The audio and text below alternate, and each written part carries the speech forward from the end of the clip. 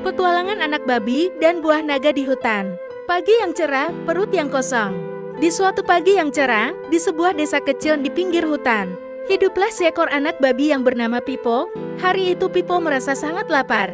Ia berbaring di halaman rumahnya, sambil memegang perutnya yang keroncongan.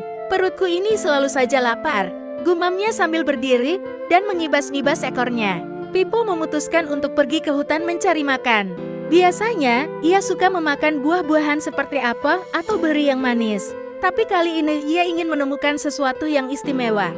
"Mungkin hari ini aku bisa menemukan buah yang belum pernah kumakan sebelumnya," pikir Pipo penuh harap. Aroma buah misterius. Setelah berjalan cukup jauh, Pipo mulai merasa lelah dan lapar. Ia terus mencari-cari buah di sekitar hutan. Tiba-tiba, hidungnya mencium aroma yang manis dan segar. Aroma itu begitu kuat sehingga Pipo tidak bisa menahan diri. "Apa itu?" bisiknya penasaran. Ia mengikuti aroma tersebut melewati pepohonan dan semak-semak yang tinggi, hingga akhirnya tiba di sebuah tempat yang agak tersembunyi. Di sana, di tengah-tengah rerumputan yang lebat, Pipo melihat sebuah buah besar berwarna merah, menyala dengan sisik-sisik berkilau keemasan. Buah itu tampak begitu lezat dan berbeda dari buah apapun yang pernah ia lihat sebelumnya. "Apa ini?" tanya Pipo sambil mendekati buah itu. Ia mencium buah tersebut dari dekat dan aroma manis itu semakin membuat perutnya keroncongan. Ini pasti buah yang sangat spesial. Mungkin ini yang disebut orang-orang sebagai buah naga. Tanpa berpikir panjang, Pipo memutuskan untuk memakan buah itu. Ia mulai menggigit kulitnya yang tebal dan merasa bahwa daging buahnya sangat lembut dan manis.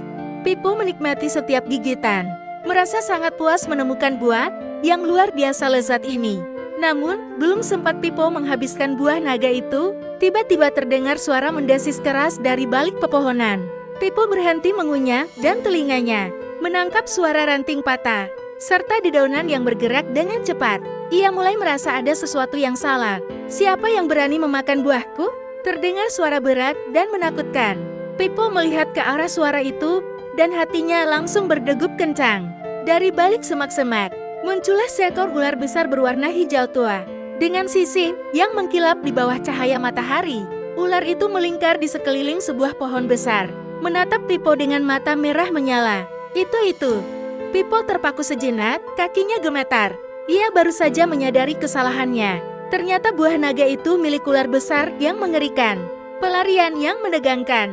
Tanpa berpikir dua kali, Pipo langsung berbalik dan berlari secepat mungkin. Ular besar itu tidak tinggal diam.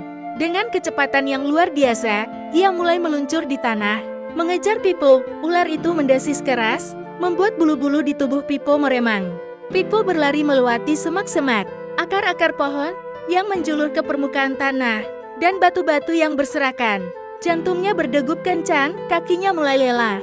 Tetapi ia tahu bahwa ia tidak boleh berhenti. "Kalau aku berhenti, aku pasti akan tertangkap," pikir Pipo. Setiap kali ia melihat ke belakang, ular besar itu semakin dekat, dan suara desisannya semakin keras. Pipo berusaha mencari jalan keluar, tetapi hutan ini terasa sangat asing baginya. Tidak ada tempat bersembunyi, tidak ada tempat berlindung. Gua rahasia di bawah pohon. Tepat ketika Pipo merasa putus asa, ia melihat sesuatu di kejauhan. Sebuah pohon besar dengan akar yang menjalar kemana-mana. Di bawah akar-akar itu, ada sebuah lubang kecil, seperti gua tersembunyi. "Itu dia, aku bisa bersembunyi di sana," pikir Pipo penuh harap. Dengan sisa-sisa tenaganya, Pipo melompat dan menyelinap masuk ke dalam gua kecil itu. Ular besar tiba beberapa detik kemudian. Namun tubuhnya yang besar tidak bisa masuk ke dalam gua sempit tersebut. Ia mencoba memasukkan kepalanya ke dalam, tapi terlalu besar untuk masuk. "Kau beruntung kali ini, anak babi," desis ular itu dengan nada marah. "Tapi ingat, ini bukan akhir dari segalanya. Buah nagaku masih milikku, dan aku akan mencarimu lagi." Setelah mengucapkan ancaman itu, ular besar berputar dan meluncur pergi, meninggalkan Pipo sendirian di dalam gua. Refleksi di dalam gua. Di dalam gua kecil itu, Pipo duduk dengan napas terengah-engah.